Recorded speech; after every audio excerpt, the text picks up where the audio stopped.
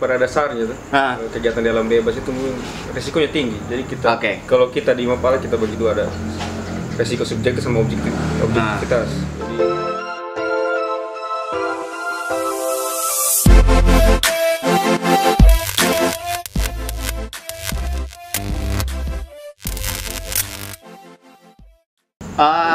Welcome back to my channel in Gangs Production di konten Per3 Podcast hari ini. Ini untuk di episode kedua barengan sama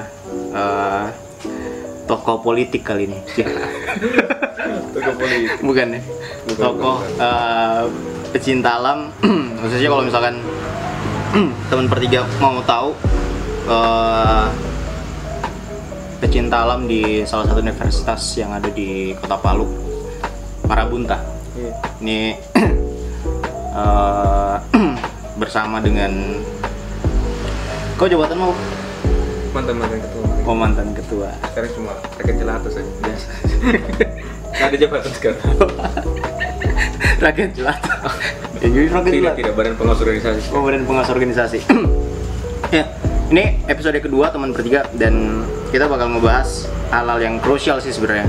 Terlebih baru-baru ini kan banyak kasus ya, khususnya kayak kemarin tuh di salah satu gunung di Makassar, di Bawagara yang kemarin tuh 3 orang meninggal karena hipo gitu, dan banyak kasus itu. Kenapa? Mungkin pendakinya yang mungkin kurang paham gitu. Mungkin kita bahas di sini untuk kali ini bukan hanya manajemen pendakian, tapi juga hal-hal yang penting dan harus dilakukan ketika mungkin mendaki gitu. Dan mungkin bisa dijelaskan dulu nih, Dayat. Sebenarnya ketika mendaki apa yang harus dilakukan gitu. Oh, iya. Ini supaya teman Per3 juga tahu. Ini kita kalau manggil fansnya itu teman Per3. Teman Per3. Yo. Iya. Seperempat Per3. Per3. Seperempat. Iya, seperempat. Iya, apaan seperempat? Tapi serius, maksudnya kalau mau mendaki apa sebenarnya yang harus dilakukan begitu? Ya. Semuanya pada dasarnya tuh kegiatan di alam bebas itu resikonya tinggi. Jadi kita kalau kita di Mapala kita bagi dua, ada resiko subjektif sama objektivitas. Jadi objektivitas ini mungkin keadaan di luar manusianya, alam. Alam tidak bisa kita tebak dalam hitungan detik, menit. Tidak bisa dia bisa berubah kapanpun dia mau. Yang kedua subjektivitas, itu dari manusia sendiri. Karena memang kesiapannya dan lain-lain. Jadi kalau kita sebenarnya ada manajemen perjalanan dalam sebelum kita menentukan lokasi dan lain-lain. Yang pertama itu jenis kegiatannya apa. Sebelum kita mendaki kita tahu ini jenis kegiatannya apa ini. Dia panjat tebing, dia sekedar gunung hutan, dia susur sungai, susur goa, atau diving. Yang itu harus kita tahu. Supaya kita ketika turun ke daerah yang kita tuju, kita tahu apa yang kita bawa. Yang kedua menentukan lokasi, mencari data di mana lokasi yang kita tuju. Yang penting itu pertama sosial masyarakatnya.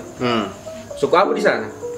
Kita mau turun langsung ke masyarakat desa untuk bertanya dengan bahasa Indonesia, mungkin ada orang tidak bisa bahasa Indonesia, kita harus cari orang yang bisa bahasa daerah di sana. Orang pasti akan senang kalau kita tahu nama gunung yang kita daki. Sejarahnya apa ini? Kalau orang tahu kita di luar orang daerah itu, orang akan bangga dan mereka akan antar kita gratis itu. Dan itu mungkin banyak yang belum tahu ya. Itu nilai plus kalau kita mau cari data, itu penting. Paham kita mengenai Noki lah. Noki itu daerah Palolo. Bahasa Palolo seperti apa sudah? Kalau orang mau selamat mendaki, paling penting dia harus tahu ini dulu. Larangan-larangan di sana. Memang itu hal yang tabu, tapi memang kita perlu tahu karena tidak bisa kita masyarakat. Itu yang awal Tapi memang maksudnya kalau untuk saat sekarang artinya banyak pendaki yang hanya sekedar ya udah naik saja begitu. Artinya itu kesalahan dari siapa? Maksudnya merekanya yang memang tidak paham atau memang hanya sekedar maksudnya hanya senang-senang saja begitu. Itu kalau menurut kau sendiri maksudnya ini salah begitu. Itu makanya saya rencana dari awal tadi kan jenis kegiatan, dan kedua penentuan lokasi ya. Yang ketiga itu bentuk kegiatannya. Ini kegiatan untuk pengambilan data, untuk sesuatu yang akademis, atau cuma untuk liburan semata. kadang anak-anak mungkin yang mau mendaki anak SMA hanya sekedar pergi saja. Orang kan umpama ada orang yang sudah pernah di sana tuh. Itu yang harus bisa diajak. Wajar lah mungkin tingkatan anak SMA emosionalnya berbeda dengan orang yang sudah ikut di jenjang di atas, umpama ikut peserta alam dan lain-lain. Bener. Itu yang kadang orang karena terlalu asik euforia tadi, orang banyak naik gunung jadi ikut-ikutan di mobil kamu 17-an lah. Orang pasti naik gunung semua itu. Artinya memang ya hanya sekedar nekat.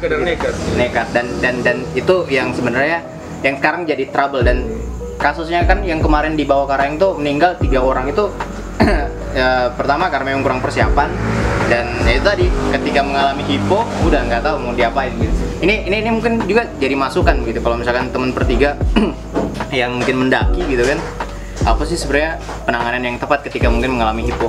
Dan kebetulan beliau ini kan sebagai saya nyebutnya dan temannya bro. Konco. Tapi memang maksudnya ini di luar dari bahasa manajemen atau mungkin di luar dari entah mereka terlibat dari kegiatan satu komunitas, entah itu mereka masuk Mapala atau mungkin KPA. Ketika mungkin mereka ini mendaki secara asal dan tidak tahu ketika mengalami hipo apa sih sebenarnya yang harus ditangani gitu. Ketika mungkin di tingkat KPA-nya sendiri pembelajarannya ini seperti ini.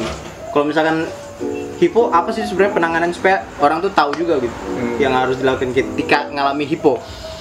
Yang pertama pasti hipo itu dasarnya karena pertama fisik dan memang suhu yang terlalu tinggi. Suhu daerah yang memang dingin sekali. Untuk yang pertama itu berikan kalau bisa buat api. Selama punya bisa buat api. Kalau memang tidak hujan buat api. Kalau tidak sempat buat api, rangkul dia. Berapa orang di situ rangkul semua dia, peluk semua dia. Kadang kan dengan pakaian yang basah, itu yang kadang membuat orang itu gampang hipo. Basah yang berhari-hari dia pakai pakaian yang itu terus dan itu basah. Kepalanya tidak ditutupi dengan topi, makanya kita bisa pakai topi rimba. Itu jadi masalah. Penanganan yang paling sering dilakukan itu kalau sudah parah, yang pertama membuat orang itu tetap sadar, tetap tenang, tetap terjaga lah istilahnya, jangan sampai dia pingsan. Kalau dia pingsan itu lebih sulit lagi untuk melakukan pertolongan. Ini pertolongan pertama gawat darurat sebenarnya. Bisa kalau kita sudah parah sekali, semua pakaian yang basah harus dibuka.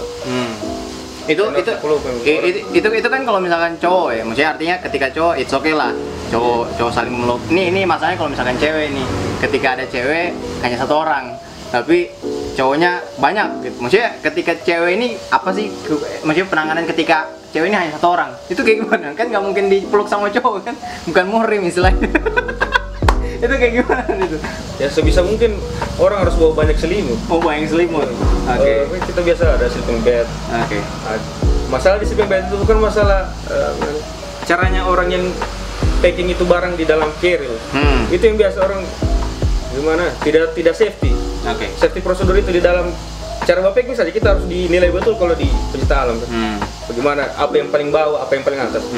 Yang paling bawah pasti makanan-makanan yang terakhir kita ambil dari tas, kayak nasi itu kan paling bawah ya, karena itu yang terakhir yang paling atas itu baju. Itu kepentingan itu. Setiap kita berhenti kalau kita basah langsung ganti baju. Ada pendaki biasa dia taruh paling bawah baju. Jelas basah kalau kau lihat di sungai. Ya, artinya memang ketika hanya mendaki itu bukan hanya mendaki nekat gitu. Dan bukan hanya butuh yang namanya temen juga, tapi butuh logistik, butuh manajemen perjalanan yang bagus, dan ya itu tadi cara packingan carrier yang benar juga itu penting. Penting sekali. Dan ya tadi maksudnya artinya supaya hal-hal yang kayak seperti yang aku bilang tadi itu ndak kejadian ya. Apalagi kemarin itu kan 3 orang yang terakhir itu meninggal karena itu tadi hipo, kemudian ditinggal sama temannya.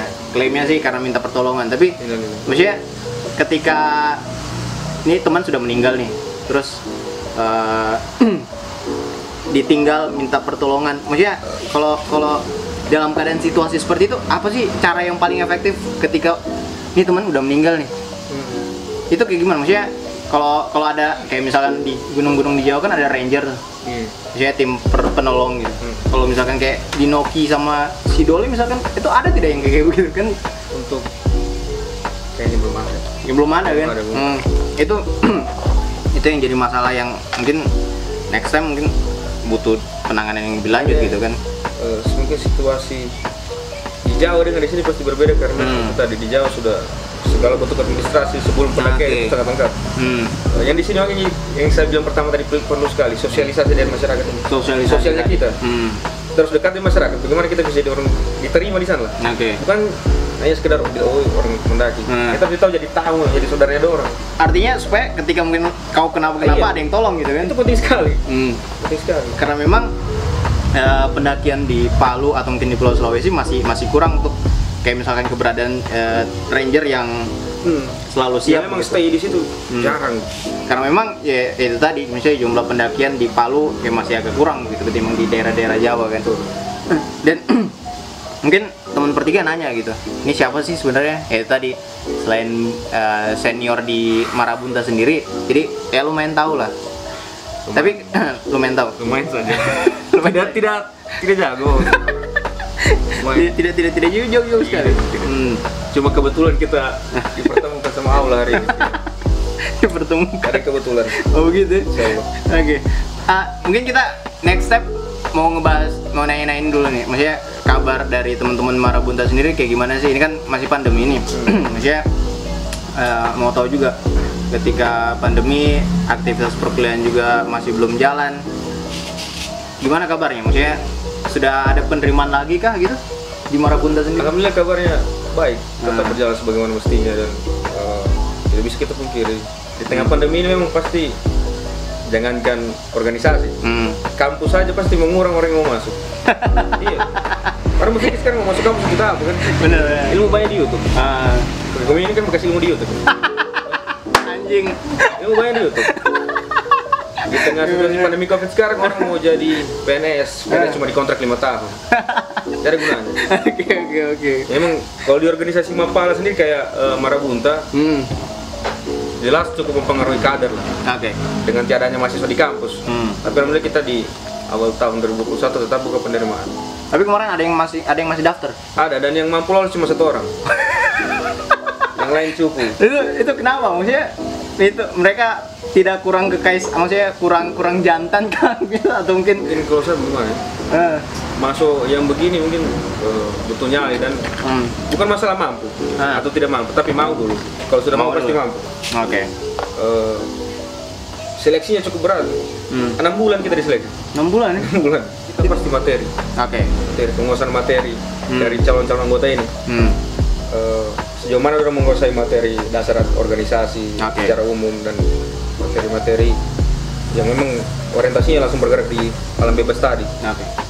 Karena jantungnya kegiatan lapangan harus mengerti materi ruangan dulu. Jadi 3 bulan itu materi ruangan ini permantap. Materi ruangan. Ada yang tidak mantap di materi ruangan, langsung di keluar. Tidak bisa karena kalau kau dibawa ke gunung, mati kau. Tidak mampu fisikmu nanti. Jadi materi 3 bulan awal itu memang harus diperlengkap. 3 bulan selanjutnya itu materi praktek. Praktek itu 3 bulan. Itu tahapan orang yang paling sering gugur tuh di tahapan mana? Maksudnya materi lapangan kah? Atau ruangan? Atau memang materi ruangan dan lapangan ini sama-sama susah gitu? Dia yang paling sulit ya? Kebanyakan saya lihat di materi ruangan. Maksudnya belum turun ke lapangan nih? Apa yang membuat memang betul-betul susah begitu? Mungkin apa ya? Karena saya lolos saya tidak gimana? Kenapa? Mungkin anak-anak sekarang mungkin kebanyakan motifnya mereka masuk dulu apa? Kurang motivasi artinya? Mungkin. Itu dari kemauan saya bilang, bukan masalah mampu. Semua orang mampu. Kekuatannya kita kan pada dasarnya itu di luar batas pemikirannya orang tuh. Siapa yang bisa saya jalan dari Parigi sampai Palu 8 hari. Kalau dipikir-pikir tidak masuk akal. Tapi mampu karena itu di luar batas pemikiran orang. Tapi asal dia mau. Itu salah satunya yang jalan dari Palu Parigi itu. Itu sudah masuk dalam pendidikan sudah turun pendidikan sudah lolos seleksi tinggal.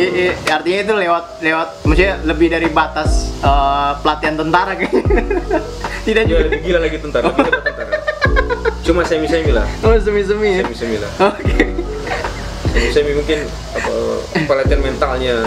Karena kita kan banyak di alam itu salah sedikit kita itu kesalahan fatal. Satu orang salah semua mati. Coba asli mana kamu? Kalau saya Palu. Ntarlah rumah di bawah gunung. Satu orang tebang pohon di atas gunung, siapa yang kena? Satu kampung. Satu orang salah, semua yang kena akibat. Makanya kita harus disiplin. Itu hukumnya ya. Tidak ada tawar menawar. Disiplin paling. Itu hukumnya. Dan itu tadi maksudnya artinya untuk regenerasinya sekarang Marabunta untuk angkatan 2021 nya hanya satu orang kan? Satu orang. Next step mau dibuka lagi kah begitu? Insya Allah dibuka di. Tapi biasanya kalau misalkan tiap tahun berapa kali pembukaan kan untuk Marabunta sendiri? Satu kali. Emang rata-rata orang yang masuk Mapala itu 30 orang, paling yang lolos 8. Saya lalu yang masuk 30 orang, yang lolos 8. Itu maksudnya di luar dari masa pandemi. Di luar masa pandemi. Dan sekarang artinya ketika mungkin yang daftarnya 10 orang lolos 1 ya sudah mendingan berarti. Daripada tidak sama sekali. Ya itu kita sudah kasih pendidikan yang semestinya. Kalau kau lolos, alhamdulillah. Kalau tidak lolos ya tidak kenapa. Ini mungkin satu pertanyaan gitu, sebelum kita closing di 5 menit terakhir nih.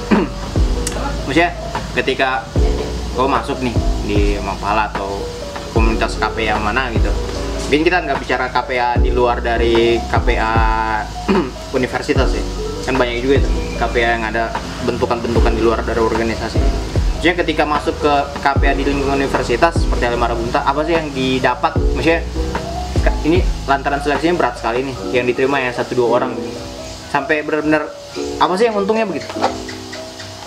Untungnya masuk organisasi pecinta alam. Ini supaya orang banyak tahu juga nih. Mental ya. Mental kita untuk bisa ketemu dengan orang baru, dengan tantangan baru, dengan suasana yang baru. Lebih siap. Dari segi pengetahuan organisasi dasar kan tidak melulu tentang pecinta alam. Apapun yang berbau tentang lembaga kita sudah tahu. Dan kita berani tampil di depan. Itu yang paling utama sebenarnya. Orang-orang banyak yang sarjana kan tapi tidak mampu bicara depan orang banyak.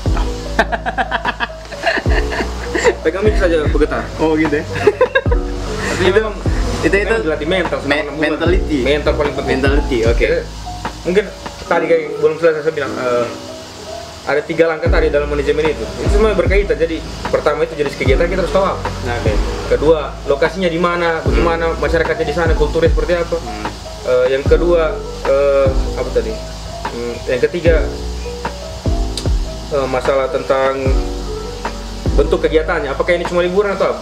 Bahkan di Mapala untuk sekedar naik karena kita mau refreshing saja butuh manajemen. Butuh manajemen. Tidak bisa tidak pakai manajemen.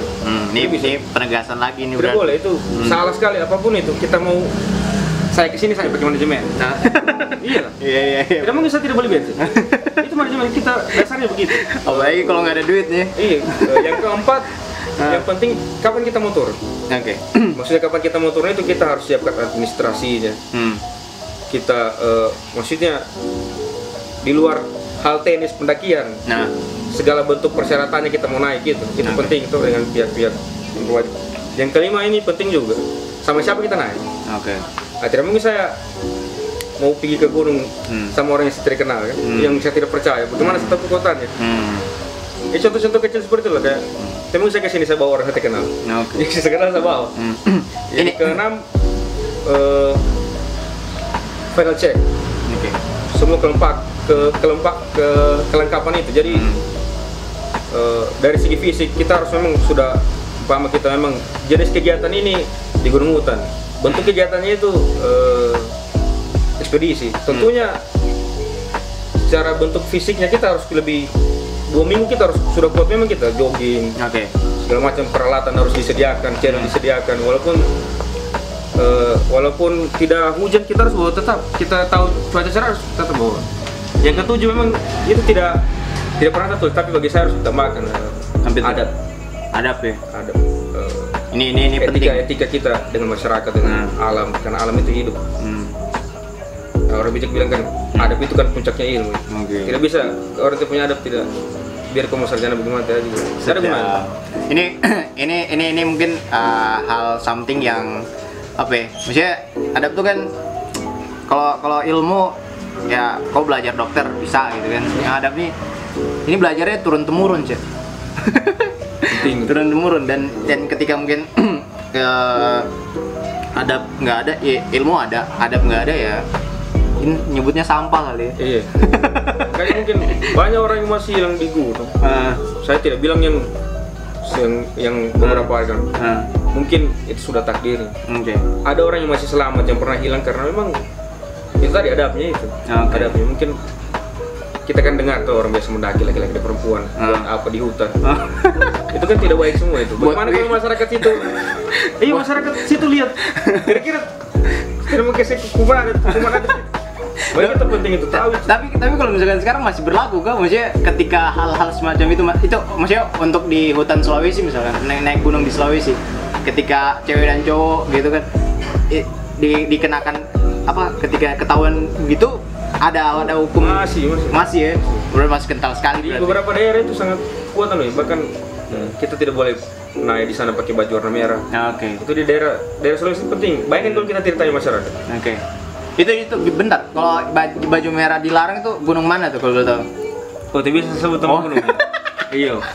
Tapi ada ya. Kita maksudnya tapi hanya baju merah. Tradisi orang tuh. Kalau kayak baju hijau kayak di Gunung Lawu itu kan enggak boleh mendaki kayak pakai baju hijau. Nah, itu. Cuman kadang juga banyak juga pendaki yang masih melanggar itu. Nekat. Udah naik saja gitu. Kita kadang sebagai pendaki bukan rasa tidak percaya atau apa. Kita hanya ingin menghargai masyarakat saja. Jangan sampai melukai hati masyarakat yang asli di situ. Karena kalau kita kenapa di gunung, mereka yang pasti bukan orang yang di kota ini mau datang ke sana jauh-jauh buat tunggu orang. Benar. Tentunya orang yang asli sana yang pasti tolong kita pertama. Dan ini mungkin terakhir nih. Ini udah hampir 22 menit. 5 menit terakhir. Closing dah. Jadi kan musik.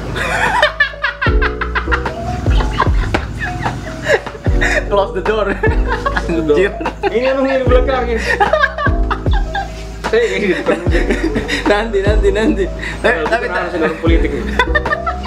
Gerung. Tapi serius ini mungkin terakhir nih.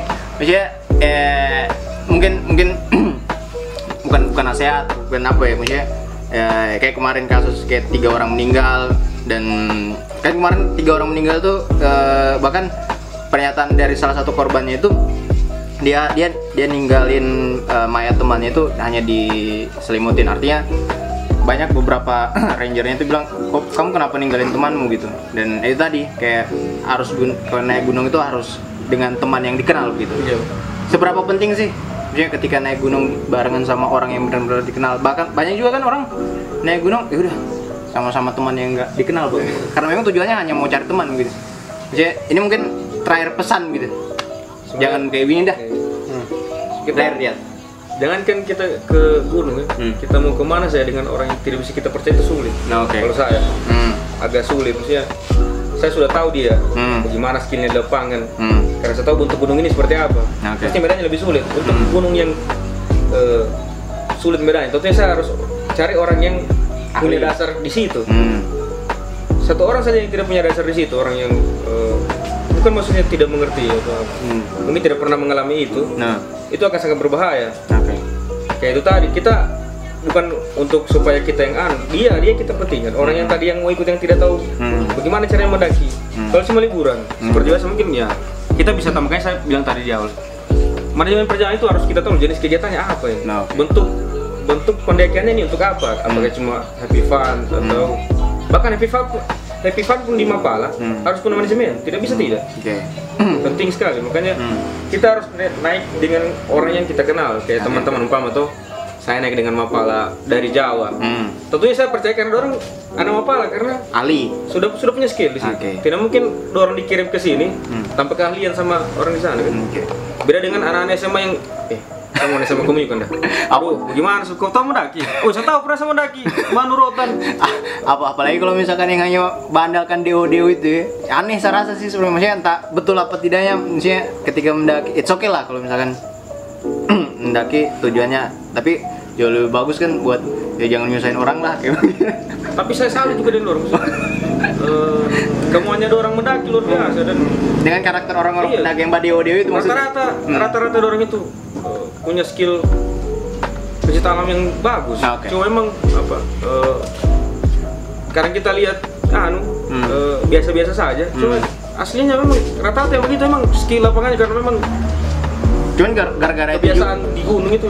Gara-gara itu juga kadang maksudnya anak-anak SMA, SMP bahkan itu entahlah ya, mungkin karena memang kurang atau memang hanya ikutan juga dengan cara-cara yang seperti itu. Iya. Jadi itu mungkin yang agak-agak seharusnya mungkin lebih ke pelajaran untuk anak-anak yang pemula kalau bisa naik gunung sama orang yang sudah pernah naik gunung itu lah. Kalau kamu Noki, cari kakak yang pernah naik gunung itu. Episode kedua barengan sama Dewan Senior.